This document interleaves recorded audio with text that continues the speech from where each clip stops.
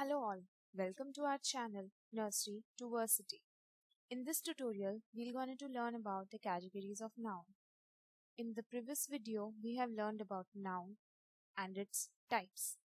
Now it's time to move on to categories. Now the question arises why we have these categories of noun. So the answer is when one uses noun in a sentence, a noun can be used in different forms. Noun can be used as a gender, as a number, or as a case in a sentence. It totally depends upon the sentence and its conditions. So to identify the exact form of noun, this categorization lies. There are three categorizations, that is the noun as gender, the noun as number, and the noun as case. In this video, we're going to follow the noun as gender. Moving next.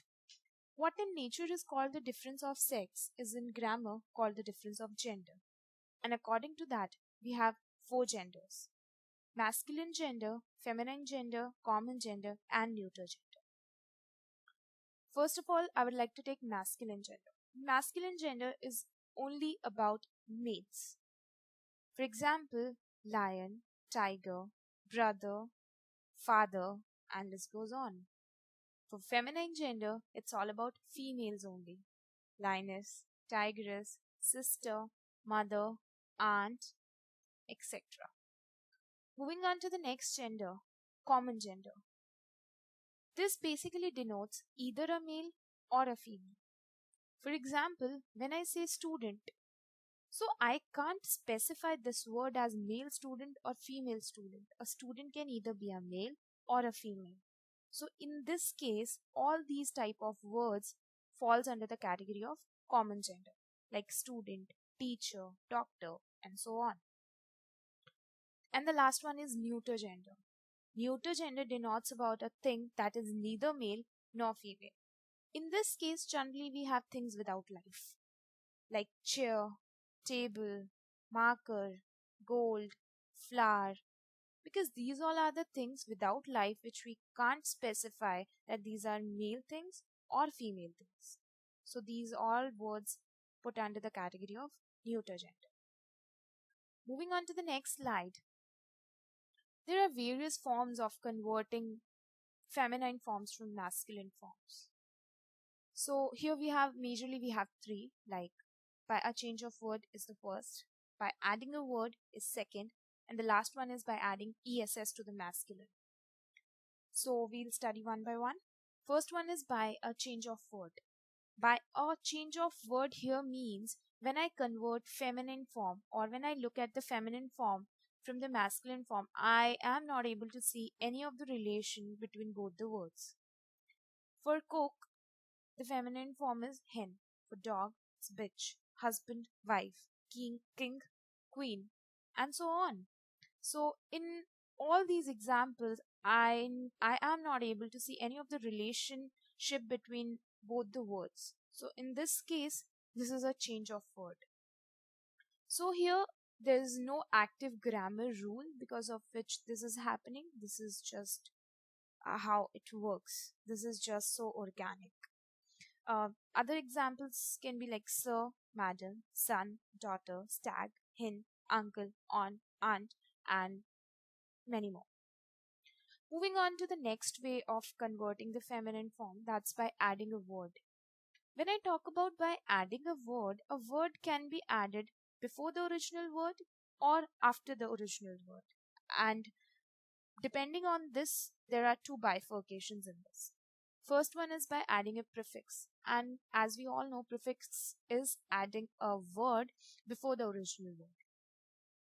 So here, taking the examples like bull calf converts into cow calf, man servant in maid servant, he got into she got.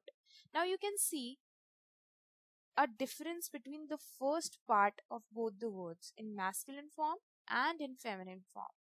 That is the reason we are saying by adding a word as a prefix, like bull converted into cow, men into maid, he into she, and so on. Moving into the next one by adding a suffix, and as we know, suffix is by adding a word at the end of the original word. For examples, peacock converts into peahen, salesman into saleswoman, and landlord into landlady. These conversions have a pattern, that is, the second part of the word is different. Like cock converted into hen, men into women, lord into lady, and so on. And that is the reason we have said by adding a word as a suffix. Now it's time to move on to the last way of converting the feminine form, that is by adding ess to the masculine. Here we have some rules under this case. First one is by adding ess to the masculine without any change in the masculine. This means when I get the masculine word, I simply add ess and I'll get a feminine form out of it. When I say author, I just simply add ess in the word and I'll get authoress. I say tiger, I simply add ess and I say tigeress. I say host, simply add ess and hostess. But moving on to the next rule, by adding ess and omitting the vowel of the last syllable of the masculine. Now what does that mean? Before explaining this point, I would like to explain this word syllable over here.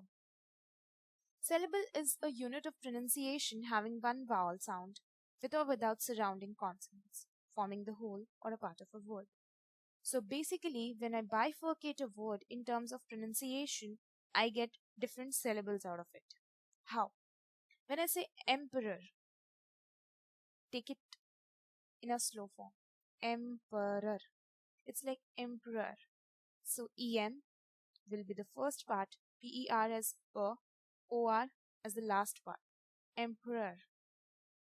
So in this case, I'll get 3 syllables for this word. Emperor. When I say waiter, I'll get 2 syllables out of it. Waiter. Because when I pronounce this word, it's like waiter. Wait will be the first syllable, will be the second syllable. So according to this rule, when I have a vowel just before the last syllable of the masculine form, what I have to do is I have to omit that vowel and add ess in the masculine form, then only I'll be able to get the feminine form out of it. In case of emperor, I just simply omit o because this is the vowel I have with the last syllable r, and then add ess. I'll get empress. Moving on to the next example, waiter. As I can see, R is the last syllable and E is the vowel just before it. So I just simply omit E and add ESS to the word. I'll get waitress, and so on. Now this is grammar, and in grammar we always have exceptions. So these all are the examples what we have as exceptions. Because all these are the words that doesn't follow any of the way which we have read just before this, that either is by adding a word or just a change of a word or just by adding ess and so on. So like hero, it's heroine, it's completely different. For testator, it's testatrix. For za, it's Rina. For sultan, it's sultana. For signo, it's signora. Fox, vixen. So as you can see, all these words we are not able to frame to put all these words under any of the form, and that is the reason they are exceptions. Moving on to the next, we have some keynotes which we really need to take care of in this topic. First one is gender of personified things. If you remember, in the very first slide of gender, I have said that neuter gender, the gender which can be defined as either male or female, are generally non-living things. But here, objects without life are often personified. That is spoken of as if they were living beings. We then regard them as either male or females. Why so? This is the exception, and that's why this is the keynote. And how? Because here the question is how I'm able to bifurcate that all these non-living things will come under the category of males or all the rest of the things will under females. For this, there are 2 things. First one is the masculine gender is often applied to objects remarkable for strength and violence, as the sun, summer, winter, time, death, and so many others. Like the sun, summer, winter, time, all are the things denoting strength. Death is Again, the strength. So many there things. Like, for example, the sun sheds his beams on rich and poor alike.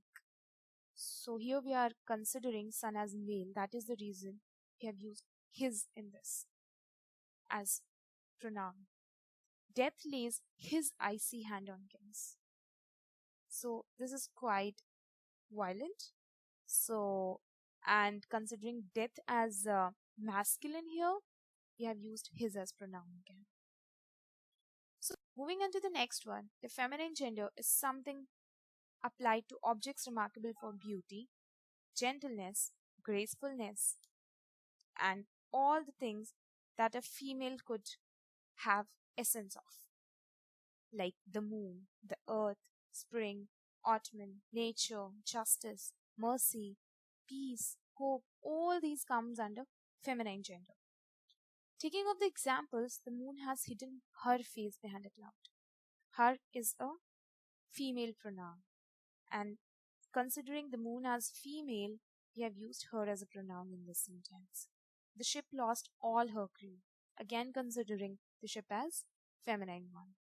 So basically, under this categorization, one thing we can observe is the way masculine and feminine, or the way nature has decided the males and females to be the same, we are treating things over here.